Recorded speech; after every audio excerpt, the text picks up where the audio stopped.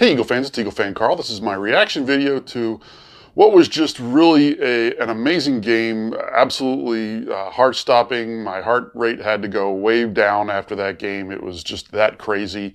I had talked about in a prior video about us being the first game of the weekend and then whether they won or not, determining whether I'd be able to watch more football. I couldn't even start to watch the Patriots game, even though the Eagles had won, because I was just still so keyed up and worked up. So I ended up watching some of that game, but for the most part, I stayed away from it from the beginning just to sort of let myself come back down from what was just an incredible game, an incredible ending, and really a gutsy win by a team that has had so much adversity this year. And you really have to give a lot of credit to this team because they've overcome a lot. And they certainly, absolutely relished and took on that underdog role, recognizing, where they were, what the situation was, but the fact that they still were playing at home in front of their home fans. They fed off that energy and really was a great team win and a great win for the whole city, actually. But of course, the win wasn't easy. The way the first half went, I was really surprised. If you would have told me that before the game that we were going to lose the turnover battle 2-0, I wouldn't have liked our chances at all. And if you would have told me that we were going to lose the turnover battle in the first half 2-0 and only be down by a point going in at halftime, I wouldn't have believed you. And the fact that we were only down by a point going in at halftime, it felt like, the game was tied or we were even ahead as poorly as we had played, because you knew if we could just get things together a little bit, we were going to be able to win that game. And there were a lot of memorable plays in this game. The one sequence I think that really stands out in my mind is right at the end of the first half. We have the partially blocked punt that originally Brayman gets flagged for, running into the kicker. But you've got that partially blocked punt that gives us decent field position. If he hadn't blocked that, we probably would have been pinned deep. It would have been a lot harder to get any sort of, yardage to get into field goal range. But he blocks it. We start in relatively decent position. I think it was around the 25-yard line or something like that. And then you have the crazy play where Foles, makes a bad throw. I think he was hit when he threw it, but it just sort of sails on him and it hits off the Falcons safety and bounces right to Torrey Smith, sort of an immaculate reception on behalf of the Eagles. And we were able to gets the ball to midfield as a result. And then you're very similar situation to what you had at the end of the Giants game. You just have sort of a 15-yard out route to Jeffrey, who gets out of bounds, and that sets up a long field goal for Jake Elliott to come in. And that whole sequence, I think, was a really turning point in that game. For a lot of the first half, I was thinking, there's no way we're going to be able to win that game. But after that sequence, I felt a lot better about our chances going in at halftime, that we were going to be able to come out and win that game in the second half. And then, of course, the other sequence everyone's going to remember is the goal line stand at the very end. The fourth down play, I think I'm going to get into a little bit more about coaching in a moment, but I want to talk about that play and the coaching of it for a moment, because you heard the players after the game talking about it, and they basically said, as soon as the Falcons lined up, we knew exactly what play they were going to run, so they knew exactly how to defend it. That's good coaching. That's recognizing the situation of where the Falcons were, what situation. They were basically in like a two-point conversion kind of a situation. So if you're going through all of those kind of plays where it's, sort of fourth and goal or even a two-point conversion right there at the 2-yard line where you've only got to go a couple yards, you can look at what their tendencies are. And everybody in the world pretty much knew they were probably going to try and get the ball to Julio Jones. And so all they had to do was sort of make sure that they were defending that. And, that's just good coaching. The fact that they knew what play the Falcons were probably going to run in that situation. As soon as they dialed it up, I think it was Nigel Bradham or Rodney McLeod said that as soon as they lined up, 3 of the Eagles were barking out orders because they all knew what was going to happen. They all knew exactly where the ball was going to go, and they knew exactly what they were going to do to defend it. That's good coaching, that's good prep work, and that's great diagnosis on the field by the Eagles defense as well. And hats off to them, because the defense really did come up huge in this game. So keep all that in mind as I'm going through my studs and duds. For the duds, I've decided I'm going to go for a dud-free weekend. If you win a playoff game, I think it's really hard to sort of signal out guys for being duds. And even the guys that I sort of had as candidates, all made really good plays as well, so it's really hard to put them on a duds list. I do have some dishonorable mentions I'll just throw out there quickly. First of all is Jay Ajayi for the fumble on the first run of the game. But he makes up for that later with some of the great runs he had, and then the great screen pass that he has on the 3rd and long in the 3rd quarter, I think it was, that really sort of got momentum going on that drive. So he even makes up for that. You've got Jake Elliott, who misses a point after attempt. He also has a kickoff go out of bounds. Both of those are just completely unforgivable for a place kicker.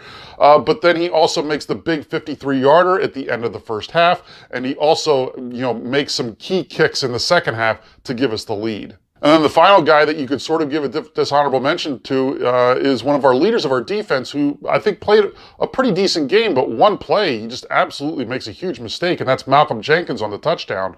On the touchdown, you can see Ryan starts to get out a little bit, gets into space, and Jenkins peels off his guy to come at Ryan, even though Ryan hasn't crossed the line of scrimmage, and Ryan's able to just dump it right over his head and into the arms of the running back for the touchdown. If Jenkins just stays on his guy for another second or two, Ryan's got to commit to running the ball there, and then he can come up and try and make the tackle. He can't go off his guy that early in that situation. But like I said, Jenkins, for the most part, played a good game. So once again, you can't even really fault him for that, and you really can't put him in a situation where he's a dud. So like I said, I'm going to go with a duds-free week for a win in a divisional round playoff game. So let's talk about some studs for the game, because there certainly was a lot of good play out there by the Eagles and a lot of guys that could be recognized. I do have a couple honorable mentions to go through. First is going to be Torrey Smith on that play that I mentioned earlier, where he just makes a heads-up play. The ball obviously is not going to him, but he stays in the play. He sees the ball. He makes the break on the ball and even gets yards after the catch to really set up that sequence that gets us the field goal before halftime. He's also instrumental in the very first play of the game, going deep and drawing the pass interference penalty. I think it probably showed the Falcons, hey, this team isn't going to just run the ball all day. So I think that was an important play as well. And he makes a great adjustment on an underthrown ball that draws the flag on that. So you really have to give Torrey Smith the credit for that pass interference call. The other guy I'll give an honorable mention to is Brian Brayman for that block punt that I talked about earlier that sets up that whole sequence right before the end of the first half. So you've got to give him credit for that. And then as a whole, there's going to be a lot of guys on defense that I'm not going to mention, but a lot of them are going to deserve a lot of credit for what happened in this game. Brandon Graham had a great game. Rodney McLeod had a great game. All of these guys really played at the top of their game, and they had to be able to win this game. And they're not going to be on my studs list, but you really have to recognize a lot of the guys on defense. So with that, let's go ahead and go to our 5 studs that I do have for the game. Number 5 is going to be Nigel Bradham, who was all over the field. He really played well. He has 4 tackles. He's got a sack. He's got 2 tackles for losses. He has a pass defense. He even got, I think, a hit or 2 in on Matt Ryan. So, as a whole, Nigel Bradham was all over the place on the field. He was the only non-guy in the secondary that played 100% of the defensive snaps. It was clear that he was an important part of that defense, and he showed up big in this game. My number 4 stud of the game, I'm going to go to offense for one guy, and that's because he's gotten a lot of criticism over the last few weeks. His numbers weren't eye-popping at the end of the game, but Nick Foles really played a good game. He played within himself. He did what he had to. He moved the ball and made real important third down conversions when we really needed them. And really just was able to play within himself, like I said, and sort of move the ball methodically when we really needed it. Like I said, the numbers don't really jump out at you. He doesn't have any touchdown passes in this game, but what he did do is he didn't turn the ball over, and he was completing passes when it was really important. An interesting stat I saw Reuben Frank tweet out, it was either this morning or last night after the game. He tweeted out that there's only been 2 Eagles quarterbacks that have thrown a completion percentage of 69% or higher with no interceptions in a playoff game, and both of those are Nick Foles. He did that in both of his games that he has played as an Eagles quarterback in the playoffs. He's completed 69% or more of his passes and hasn't had any interceptions. That's a formula for winning with Nick Foles. He's not going to make the plays like Carson Wentz is, but what he can do, Doug Peterson took advantage of, and Nick Foles made the most of that opportunity. My number 3 stud has got to be Jalen Mills for just playing a great game overall.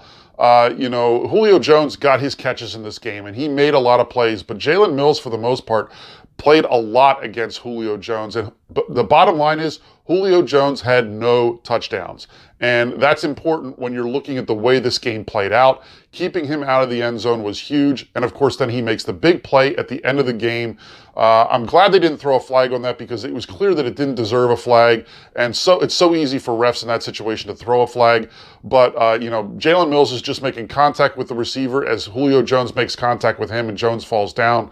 Then when the pass is up there, Jalen makes the jump, and that's as a result of that, and because of where Mills was situated, Ryan's got to throw that ball a little bit higher and puts it where Mills can't get it, but that makes it very difficult then for Julio Jones to catch it, and obviously he doesn't. So a lot of that is also the way Mills played that ball, and as a result, Jalen Mills is the one that comes up with a big stop at the end, and for that reason, he's my number 3 stud of the game. For my number 2 stud of the game, I'm going to go with the guy that I think was the best player on the field for either team, and that was Fletcher Cox. He was all over the place, making plays in the backfield.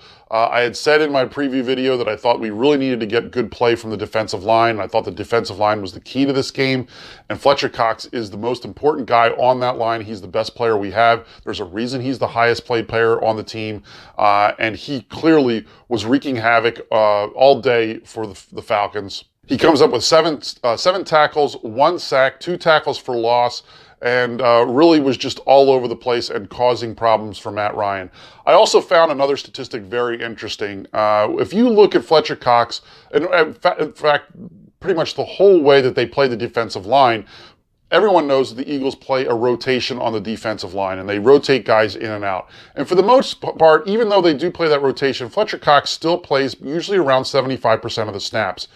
In yesterday's game, he played 90% of the snaps, and that clearly showed that they recognized he was going to be an important part to what they were going to do. I found it very interesting when I was looking at the list of inactives before the game that Destiny Vio was listed as inactive, and he's the guy that's usually going to go in and give a break to Fletcher Cox. And the fact that he wasn't listed as active told me that they were really going to rely on Fletcher Cox, and he was going to play most of the game, which he did. He made the most of it, and he really was, I think, one of the main reasons the defense played as well as it did. For my number 1 stud, I'm going to cheat a little bit and go with the Eagles coaching staff, and specifically Doug Peterson and Jim Schwartz. I think both of them called a really good game. They took what the Eagles do real well and used it to their advantage. Doug Peterson, if you look at the way he called that game, I think it was phenomenal. There was some plays that he threw in there, some wrinkles he threw in there. I think specifically of the run play to Aguilar that I think really caught the Falcons off guard. There was a couple other times that when I was watching the game, I said out loud, that's great play design. And a lot of that credit has to go to Doug Peterson. There was also a report out that Doug Peterson apparently went back and watched every snap that Nick Foles played in that season that he had with Chip Kelly, where he went 27-2. And 27-2, meaning 27 touchdowns, 2 interceptions. When he went back and looked at all of those plays, I think he recognized some of the strengths that Nick Foles has, and you saw that in the play calling that he was doing. The other thing I really want to give a lot of credit to Doug Peterson for was his decisions on 4th down in this game. The first time when they were down, it was 4th and 1. I think they needed a touchdown there to really sort of set the stage for the rest of that game. It was still early in the game, and even though we were down 3-0, I think it was important for them to punch the ball in and get a touchdown there. And so I was in complete agreement with going ahead and going for it in that situation. When you look at the field goal then later in the game, and it looks like at first he's going to actually line up and go for it in that situation, that was one I did not like. I did not like the fact that they were going to go for it. They were up 12-10. You really wanted that extra cushion and make the Falcons have to score a touchdown against you, which obviously ended up being very huge for that last goal line stand. So when he calls timeout, he reconsiders and he decides to kick the field goal. I think that was him looking at his better judgment and saying, you know what? He's usually that sort of gambler guy that's going to take the risks and really try and go for it in situations. But that was one where I think he realized, based on some past mistakes he's made, you know what? This is probably not the best time to really try and be that aggressive. Let's take the points and make the Falcons score against us. That's also I think it also shows how much credit he was giving to his defense, because he basically said to his defense, okay, I'm going to give you a 5-point lead here. You've got to keep them out of the end zone. I trust you guys that you're going to be able to keep them out of the end zone. If he didn't trust his defense, then you've got to go for the touchdown and pick yourself up 2 scores. But he did. He trusted his defense, gave them the 5-point lead, which obviously then plays out huge at the end of that game. As it relates to Jim Schwartz, though, he gets a lot of credit for the way this game played out as well. He had a great defensive game plan for this game. If you had told me going in at halftime, the score was 10-9, we were down by a point. If you had told me we were only going to score 2 more field goals the rest of the way, I would have said, all right, well, I guess we're not going to win. The fact that we completely shut them out in the second half is a huge credit to Jim Schwartz. Think about this also. The longest touchdown drive they had was under 20 yards because it comes on the muff punt. So we gave no sort of long touchdown drives up to this team. So it really just, I think it's a lot of credit to Jim Schwartz, the way he called this defense. I signaled out a lot of guys on defense, and a lot of that, though, is the credit to Jim Schwartz for the way he played them and the way he called the game. And then even on that one play I was talking about earlier where they were able to diagnose it immediately, that's a lot of the credit for that has to go to Jim Schwartz as well, because I'm sure he's poring over game film for the Falcons the whole time, recognizing exactly what their tendencies were in those cases and really being able to diagnose it, let his players know that so that they're able to play the play properly at the end of the game. So, like I said, a lot of credit to both Jim Schwartz and Doug Peterson. They both are my number one stud. I really couldn't decide on who would be number one over each other because I think they both did such a great job. So they're my number one studs of the game. So now it's off to the NFC Championship game against the Vikings. And I had thought about it beforehand, which team would I rather play? I sort of kept going back and forth on this, and I really couldn't make my mind up. So when it came right down to it, I really didn't have a preference.